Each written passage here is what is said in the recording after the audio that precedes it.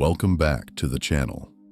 Today, we're diving into one of the most fascinating narratives running through the entire Bible, a story woven through history, prophecy, and faith. The Bible isn't just an ancient book with old stories and traditions. It's a living document that continues to speak, challenge, and guide us even now. Whether you've studied Scripture for years, or you're just beginning to explore it, the story of the 12 tribes of Israel is one of those topics that captures everyone's curiosity. Who exactly were these tribes? What promises did God give them? And what truly happened to their descendants? Did they vanish completely? Or are they still among us today in ways we might not expect? Those questions have stirred the minds of scholars, theologians, and historians for centuries. And today, we're going to walk through that story in a way that's clear, compelling, and deeply relevant. From the miraculous birth of Isaac, all the way to the global implications of God's promises today, this is a journey you'll definitely want to follow from beginning to end. So if you're ready to uncover the truth behind one of the biggest narratives in biblical history, and discover how these ancient promises might still shape your life, make sure you stay with us. What you learn today might surprise you. Before we jump in, take a second to support the channel. Hit the like button, subscribe, and tap the notification bell so you never miss an update. And if something stands out to you or sparks a thought, drop a comment and share this video with someone who would appreciate these biblical insights. Every interaction helps us reach more people, so thank you for being a part of this journey. All right, let's begin this sweeping story of history, prophecy, and faith with the man who stood at the center of God's unfolding plan, Isaac, the long-awaited son of Abraham. Isaac's arrival wasn't just another birth story in Scripture. His birth was a turning point. The very moment when God began to visibly fulfill the covenant he made with Abraham, an everlasting covenant that would reach far beyond Isaac's lifetime. In Genesis 17:19, we see God give Abraham a promise that would reshape history. Sarah, your wife shall bear you a son, and you shall call his name Isaac. I will establish my covenant with him for an everlasting covenant, and with his descendants after him. What makes this moment so powerful is not just the promise, but the incredible circumstances surrounding it. Abraham was 100 years old. Sarah was 90, long past the age of childbearing.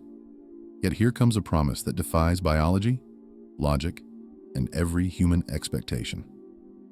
And God reinforces that in Genesis 18:14 when he asks, "Is anything too hard for the Lord?" That question sits at the heart of Isaac's story. His birth is a testimony to a God who keeps his word even when everything around you says it's impossible. Isaac wasn't just the child of promise. He was the foundation stone of God's covenant with Abraham. In Genesis 12, God outlines the breathtaking promises he makes. I will make you a great nation. I will bless you. I will make your name great. I will bless those who bless you, and in you all the families of the earth shall be blessed. And in Genesis 15:5, God expands the vision. Look toward heaven and count the stars. So shall your descendants be. Isaac's birth is the beginning of this vast unfolding promise. Through him, the lineage of Abraham continues, and the story of Israel begins to take shape. Isaac's significance deepens even more during one of the most dramatic moments in Scripture, when God tests Abraham by asking him to offer Isaac as a sacrifice. Known as the binding of Isaac in Genesis 22, this moment reveals Abraham's faith and God's faithfulness. Just as Abraham demonstrates his willingness to obey, God stops him and says, "Do not lay your hand on the lad. For now I know that you fear God." And after this test, God reaffirms the covenant with even greater clarity. That moment cements Isaac as the chosen heir, the one through whom the promises would continue. From Isaac's life emerges Jacob, whose story takes the covenant deeper and eventually leads us to the formation of the 12 tribes. Jacob's story begins with a prophecy before he's even born. In Genesis 25, when Rebekah feels turmoil in her womb, God reveals, "Two nations are in your womb, and the older shall serve the younger." This divine revelation foreshadows the rivalry between Jacob and Esau, but also God's plan to work through Jacob, the younger of the twins. Although Esau is born first, it is Jacob who receives the birthright and blessing, something that goes against the traditional customs of the time. But as we see throughout Scripture, God often chooses the unexpected, the younger over the older, the weaker over the stronger. Jacob's acquisition of the birthright begins when Esau sells it to him in a moment of hunger. Later, with Rebekah's help, Jacob receives the blessing intended for Esau. This blessing in Genesis 27 doesn't just convey material prosperity, it carries spiritual weight. It passes down the covenant, the authority, and the destiny of Abraham's lineage. The blessing over Jacob is filled with strength and promise. "May God give you of the dew of heaven. Let nations bow down to you. Cursed be everyone who curses you, and blessed be those who bless you." This moment marks Jacob as the heir through whom God's promises will advance. And while Jacob flees Esau's anger, something extraordinary happens on his journey. In Genesis 28, Jacob dreams of a ladder reaching into heaven, with angels moving up and down. God stands above the ladder and declares, "The land on which you lie I will give to you and your descendants. In you and in your seed, all the families of the earth shall be blessed." This encounter transforms Jacob's understanding of his role and destiny. He vows to follow the Lord, marking a turning point in the covenant story. As Jacob's life unfolds, filled with challenges, blessings, marriages, and family growth, he eventually becomes the father of 12 sons. Through 4 women, Leah, Rachel, Zilpah, and Bilhah, Jacob's sons form the foundation of the 12 tribes of Israel. The list in Genesis 35 includes Reuben, Simeon, Levi, Judah, Issachar, Zebulun, Joseph, Benjamin, Dan, Naphtali, Gad, and Asher. These sons aren't simply individuals. They are the patriarchs whose descendants will become tribes shaping the destiny of a nation. But Jacob's journey isn't complete until Genesis 32, when he wrestles with a divine being and receives a new name, Israel, which means he who struggles with God, or God prevails. This name isn't just symbolic. It becomes the identity of the entire nation that will emerge from his descendants. The formation of the tribes is intertwined with Jacob's transformation, his perseverance, and his faith. As Jacob, now known as Israel, approaches the final years of his life, the story reaches one of its most meaningful turning points. He gathers his 12 sons around him, not just to offer fatherly words or personal reflections, but to deliver prophetic blessings, powerful declarations recorded in Genesis 49. These blessings are far more than simple predictions. They outline destinies, define tribal identities, and reaffirm the covenant God set in motion with Abraham and Isaac. In this moment, Jacob isn't just a father speaking to his children. He is a patriarch, passing on God's unfolding plan. The first blessing goes to Reuben, Jacob's firstborn. Traditionally, the firstborn would inherit leadership, authority, and a double portion of the family's inheritance. But Reuben's story is a reminder that character matters. Jacob acknowledges his strength and potential, saying, "Reuben, you are my firstborn, my might, and the beginning of my strength." But that honor is overshadowed by Reuben's moral failure when he defiled his father's bed with Bilhah, Jacob's concubine. Because of this, Jacob declares, "Unstable as water, you shall not excel." That single moment would ripple through generations. Reuben's tribe would later become influential, but never dominant, losing the preeminence that could have been theirs. Then comes the blessing over Judah, one of the most significant in the entire chapter. Judah, the fourth son, receives a blessing filled with imagery of royalty, strength, and leadership. Jacob says, "Your brothers will praise you. The scepter shall not depart from Judah, nor a lawgiver from between his feet, until Shiloh comes." This is more than a blessing. It's a prophetic announcement. The tribe of Judah will become the royal line of Israel, ultimately producing King David and, centuries later, Jesus Christ, the Messiah. When Jacob describes Judah as a lion crouching in strength, he is establishing a symbol that would define Judah's identity for generations. The lion, the emblem of kings. Joseph, Jacob's beloved son, also receives a breathtaking blessing, one overflowing with imagery of resilience, strength, and divine favor. Joseph's life was marked by betrayal, suffering, and miraculous restoration, and Jacob's words recognize that. He describes Joseph as a fruitful bough by a well, whose branches run over the wall. Despite the hardships Joseph faced, being sold into slavery, falsely accused, and imprisoned, he rose to power in Egypt and saved countless lives during the famine. Jacob proclaims that Joseph's strength came from the mighty God of Jacob and promises blessings from heaven, the deep, and the earth. Because of this favor, Joseph's sons, Ephraim and Manasseh, are adopted by Jacob as his own, granting Joseph a double portion among the tribes. This unique honor ensures that Joseph's lineage remains strong and influential throughout Israel's history. Not all blessings are positive. Jacob speaks harshly to Simeon and Levi, recalling their violent response to the incident in Shechem. Because of their actions, Jacob declares that they will be scattered among the tribes. And yet, even here, something remarkable happens in Israel's later history.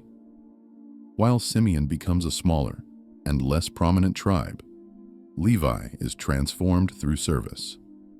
During the incident of the golden calf in Exodus 32, the Levites stand with Moses, and as a result, God appoints them to serve as priests.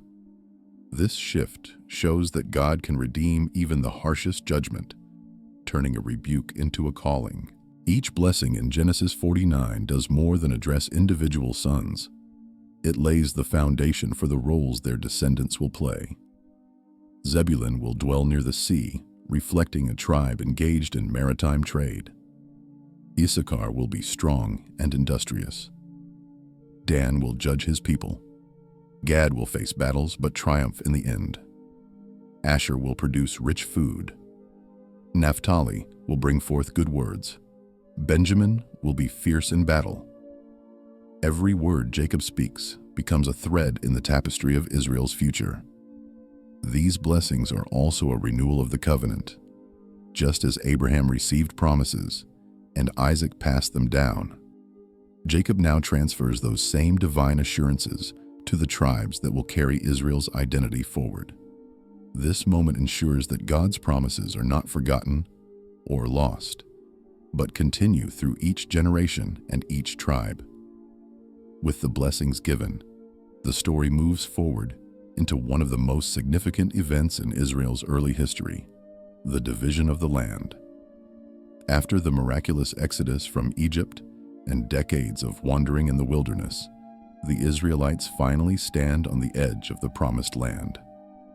This land, promised to Abraham centuries earlier, now becomes a tangible sign of God's faithfulness.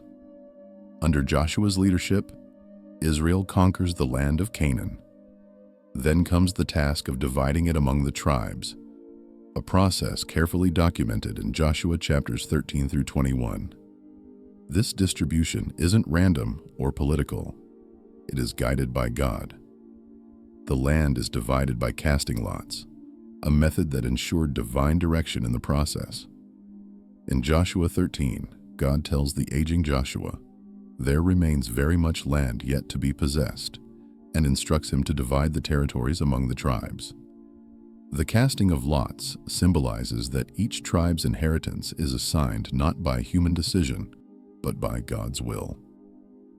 The tribes of Reuben, Gad, and half of Manasseh had already received their inheritance east of the Jordan River. The remaining 9.5 tribes received their portions within the land of Canaan proper. These allotments reflect earlier blessings. Judah receives a large southern territory, full of fertile land and strategic cities, a fitting inheritance for the royal tribe. Ephraim and Manasseh, Joseph's sons, receive expansive and significant territories in central Canaan, reflecting Joseph's double portion. The tribe of Benjamin receives territory just north of Judah, an area that would later include the city of Jerusalem during the United Monarchy. One tribe, however, receives no land: Levi. The Levites, appointed as priests and caretakers of the tabernacle, are given cities scattered throughout the entire land rather than one large territory. Deuteronomy 18 explains why. The Lord Himself is their inheritance. Their scattered presence ensures that worship, instruction, and priestly ministry are accessible to every tribe. The division of the land carries deep spiritual meaning. The Promised Land is not just real estate. It's a covenant territory. Living there requires faithfulness, justice, and obedience to God's commands. The land is a reminder of who God is and who the Israelites are called to be, a kingdom of priests and a holy nation. Unfortunately, the tribes often struggle to maintain that calling. Though united during Joshua's leadership, the tribes frequently fell into idolatry and conflict during the period of the Judges. After King Solomon's reign, the kingdom split into the northern kingdom of Israel and the southern kingdom of Judah, further fracturing the unity of the tribes. Prophets like Isaiah, Jeremiah, and Amos warned the people repeatedly, calling them back to obedience and reminding them of God's covenant. Yet failure to uphold the covenant eventually led to exile, the northern kingdom falling to Assyria in 722 BC, and the southern kingdom later falling to Babylon in 586 BC. Despite this, God's promises to the tribes never vanished. Prophets like Ezekiel and Zechariah spoke of a future restoration, a time when the tribes would return to their land, the covenant would be renewed, and God's people would be reunited in a way far greater than before. Ezekiel 47, for example, outlines a future division of the restored land among the tribes, showing that God's promises remain active even after exile and scattering. All of this sets the stage for one of the most debated and mysterious chapters in Israel's history: the dispersal and so-called disappearance of the tribes.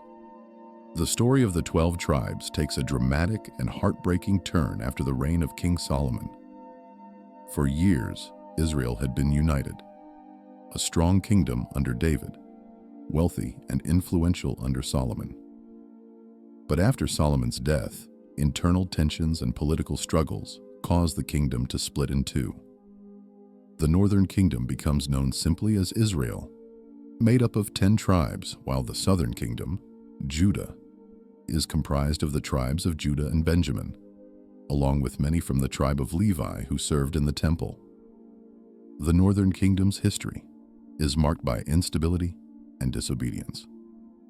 Despite repeated warnings from prophets like Elijah, Elisha, Hosea, and Amos, the northern tribes continually fall into idolatry and rebellion against God. Eventually, the warnings give way to judgment. In 722 BC, the Assyrian Empire invades and conquers the northern kingdom. 2 Kings 17 describes this event vividly. The king of Assyria besieges Samaria for 3 years, captures it, and then deports the people throughout the Assyrian Empire. The Assyrians had a strategic policy. They would scatter conquered populations across many regions to prevent rebellion and weaken cultural identity. The 10 tribes of the northern kingdom were taken to places like Hala, the Habor River, and the cities of the Medes. Over time, separated from their homeland and surrounded by foreign cultures, these tribes gradually lost their distinct identity. This is how the idea of the lost tribes of Israel was born. But here's something important. Lost doesn't necessarily mean gone forever. The Bible provides clues suggesting that although the tribes were scattered, God never lost track of them. In Amos 9:9, God says, "I will sift the house of Israel among all nations, yet not the smallest grain shall fall to the ground." That imagery is powerful. It suggests that while Israel would be spread far and wide, God would not allow their identity, His covenant people, to vanish completely. In Hosea 1:10-11, God gives another promise about the future of these tribes. The children of Israel will be as numerous as the sand of the sea, and one day the people of Israel and Judah will be reunited under one leader. That prophetic vision points toward restoration, not disappearance. Over the centuries, the fate of the northern tribes has fascinated scholars, theologians, and historians. Many theories have emerged. Some propose that the tribes migrated into regions like Africa, the Middle East, Central Asia, or Europe. Others believe the tribes intermarried with surrounding nations, but preserved fragments of their identity. While these theories vary widely, one thing remains consistent. Scripture indicates that God's covenant people were never entirely erased. The New Testament gives us glimpses of this reality. In the Gospel of Luke, chapter 2, the prophetess Anna is identified as being from the tribe of Asher, one of the supposedly lost northern tribes. That small detail is significant because it shows that tribal identity did survive, at least in some families. And the Apostle James, when writing his epistle, addresses it to the 12 tribes scattered abroad. He wouldn't have written that unless those identities, or at least the memory of them, still existed within the early Christian community. Even the book of Revelation includes the 12 tribes in its prophetic imagery. Revelation 7 describes 144,000 sealed servants of God, 12,000 from each tribe. Whatever your interpretation of Revelation might be, the message is unmistakable. God still acknowledges all 12 tribes. None are forgotten. This leads to another major question. Where are the descendants of the tribes today? While we don't have a perfect historical map, we do have a combination of biblical clues, historical patterns, and living communities that claim descent from ancient Israel. For example, the Beta Israel community of Ethiopia has long believed they descend from the tribe of Dan. Some groups in India, like the B'nai Manash, preserve traditions connecting them to the tribe of Manasseh. Certain communities in Afghanistan and Pakistan have passed down oral histories, linking themselves to Israel's tribes. Even within Jewish history, after the Babylonian exile, people from many tribes likely returned and blended into the Jewish population, making modern Jews descendants not only of Judah, Benjamin, and Levi, but potentially of remnants from other tribes as well. Prophetic scripture gives us even more insight. In Ezekiel 37:21-22, God gives a breathtaking promise. He will gather the children of Israel from all nations, bring them back into their land, and unite them under one king. They will no longer be two nations, nor divided into two kingdoms, God declares. This points toward a future restoration of unity, a moment when God will fulfill his promises in a way even greater than the people of Israel experienced in ancient times. Isaiah echoes this same vision. In Isaiah 11:11-12, God promises a second great regathering, one that will reach into every corner of the world: Assyria, Egypt, Ethiopia, Elam, Shinar, Hamath, and the distant islands. The wording is global, expansive, and full of hope. It paints a picture of God reassembling not only Judah, but the scattered remnants of all the tribes. This idea of a future restoration becomes even more powerful when paired with Revelation. In Revelation 7, God seals individuals from each of the 12 tribes, 12,000 from each one. This symbolic picture shows that even if humanity has lost track of the tribes, God certainly hasn't. He knows exactly where every descendant is. So while history may describe them as lost, Scripture describes them as scattered and preserved. And that's an important distinction. Lost is something you misplace by accident. Scattered is something spread intentionally, something God can gather again. The story of the 12 tribes isn't one of disappearance. It's one of dispersion, preservation, and future restoration. The covenant God made with Abraham, Isaac, and Jacob wasn't temporary. It wasn't canceled. It wasn't erased. It's described repeatedly as everlasting. And the God who keeps his promises doesn't abandon his people, even when they wander far from home. As we step back and look at the big picture, we can see a beautiful narrative unfolding. The tribes began as the 12 sons of Israel. They grew into a nation. They received the promised land. They experienced both faithfulness and failure. They were scattered. But the story doesn't end with exile. It stretches forward into prophecy, a promise of gathering, unity, and restoration. And that brings us into the modern world. Today, the descendants of those tribes may be found among Jewish communities, among dispersed groups around the world, and perhaps even among populations whose identities were shaped over centuries of movement and migration. Wherever they are, they remain part of God's enduring covenant and his redemptive plan. As we close today's video, remember that the story of the 12 tribes is ultimately a story about God's faithfulness. Even when people fail, even when nations fall, even when identities scatter across the earth, God's promises stand. He remembers, he restores, and he fulfills every word he speaks. If you found this insightful, make sure to like the video, share it, and subscribe for more deep dive biblical content like this. Thank you for joining us today as we explored this incredible narrative. Until next time, may God bless you, guide you, and continue opening your eyes to the powerful truths within his word.